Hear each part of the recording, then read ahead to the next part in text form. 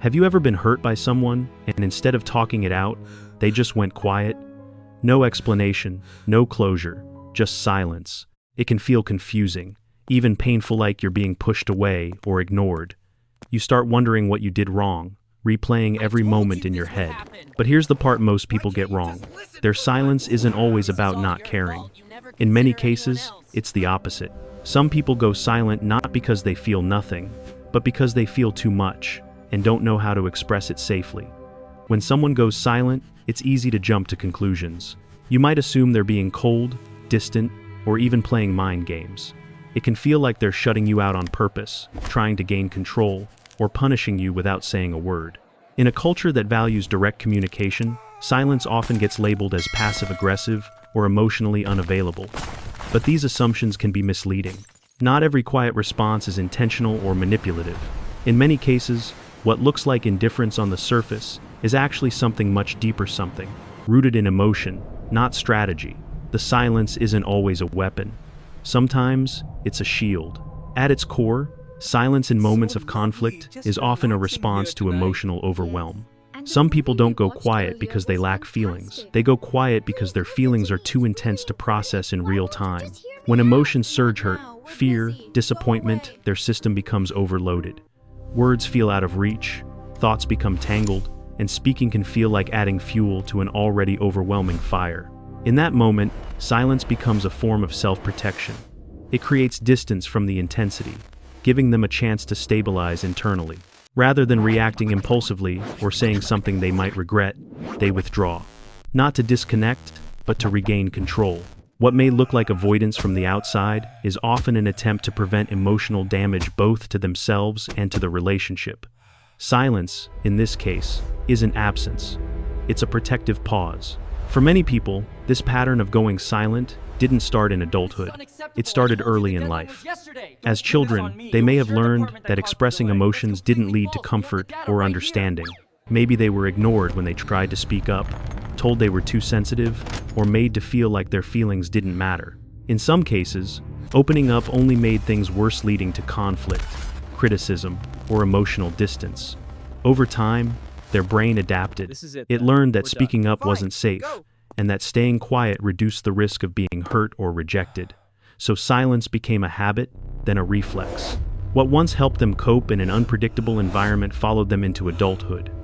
Now, when something triggers those same emotions, their instinct isn't to explain, it's to withdraw.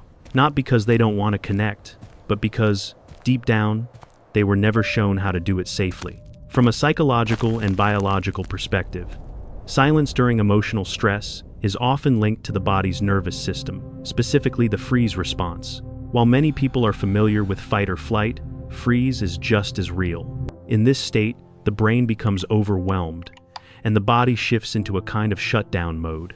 Thoughts feel scattered or completely blank, and finding the right words can seem impossible. It's not that they don't want to speak, it's that, in that moment, they physically can't access language the way they normally would. Their body is trying to protect them from emotional overload by slowing everything down. To an outside observer, it may look like they're choosing silence, but internally, it feels more like being stuck, caught between intense emotion and an inability to express it. Another reason people go silent when they're upset is because they understand just how powerful words can be. In the heat of the moment, emotions run high, and it's easy to say something hurtful, something that can't be taken back. For some, that risk feels too great. They would rather stay quiet than damage the relationship with impulsive words spoken out of pain or frustration. Silence, in this case, becomes a form of restraint. It's their way of protecting both the other person and the connection itself. What may seem like withdrawal is often a conscious effort to avoid making things worse. Many people who go silent were once seen as the strong one growing up. They were the peacemaker in the family tea, the one who stayed calm, avoided conflict, and held everything together. While others were allowed to express anger or sadness, they learned to suppress theirs to keep the peace.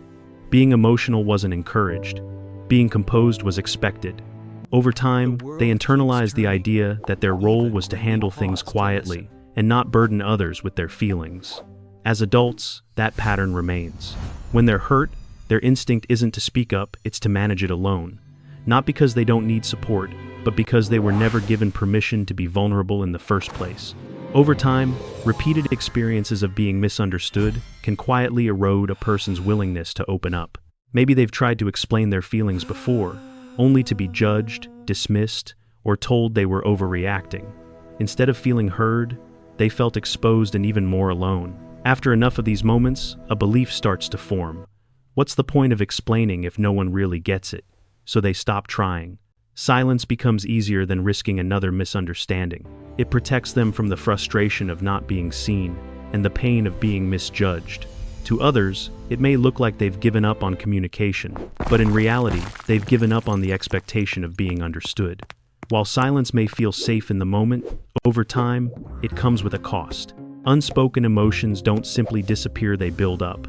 Hurt turns into frustration, frustration into resentment, and eventually, that quiet distance can grow into emotional disconnection. The longer feelings go unexpressed, the harder it becomes to bridge the gap. What once was a way to protect the relationship can slowly start to damage it. The other person may feel shut out, confused, or unimportant, while the silent person feels increasingly unseen and alone. This creates a cycle where both sides feel disconnected, but neither fully understands why. In the end, silence that was meant to keep things together can unintentionally push people further apart, leaving both sides feeling isolated in the same relationship. So, what actually helps someone who goes silent when they're hurt?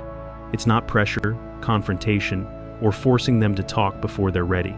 What they need most is a sense of safety. Patience matters. Giving them space without withdrawing your care creates trust over time. Letting them know they can open up without being judged or rushed makes a bigger difference than any argument ever could. Silence begins to soften when it no longer feels like the only safe option. And in the end, it's important to remember this. Their silence was never about not caring, it was about not knowing how to express what they feel without getting hurt.